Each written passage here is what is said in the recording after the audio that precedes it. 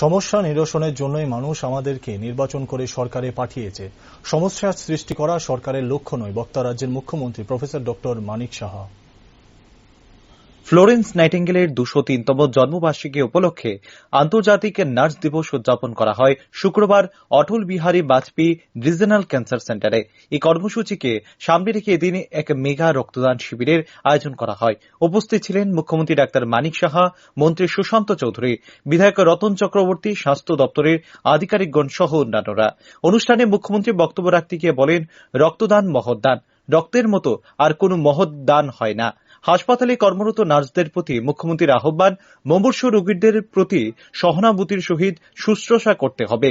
আমরা ফ্লোরেন্স নাইটিঙ্গেলের মতো মহীয়সীদের স্মরণ করি, এই জন্য আমরা যেন লক্ষ্যে স্থির থাকতে পারি, এমনই অভিমত ব্যক্ত করেন মুখ্যমন্ত্রী।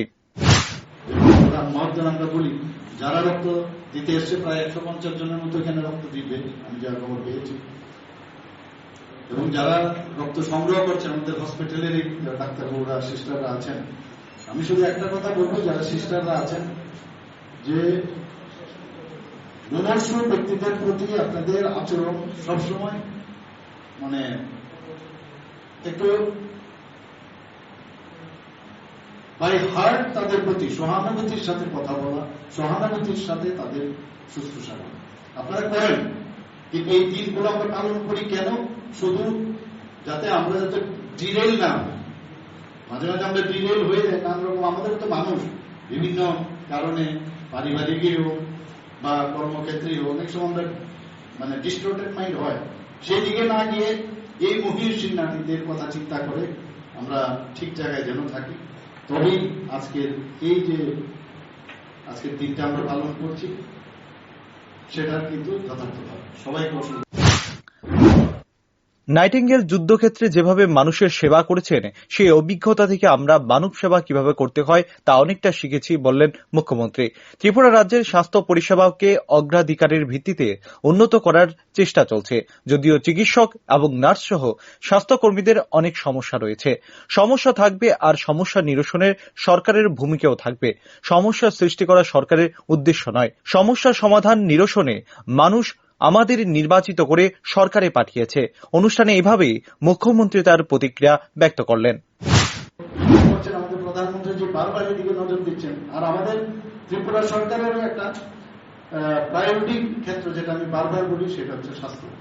তো স্বাস্থ্যের দিক দিয়ে আমরা জানি অনেক সমস্যা আছে আমাদের সিস্টারদের, আমাদের ডাক্তারবাবুদের। তো এইগুলো যাতে সমাধান নিরসন। আর রাজনীতিতে একটা জিনিস, আমরা যারা সরকারে যারা আমরা আছি, রাজনীতি করেই তো আমরা সরকার গঠন করেছি, কিন্তু যেটা আমার একটা কথা, যে সমস্যা থাকবে, আর সমস্যা নিরসনের যে রাজনীতি বা সরকারের যে উদ্দেশ্য সেটা থাকা উচিত। সমস্যা সৃষ্টি করার রাজনীতি বা সরকারের করা উচিত। তো আমরা সেই দিশায় বলছি, যে কোনো সমস্যা হবে সমস্যা নিরসনের আমরা চেষ্টা করি।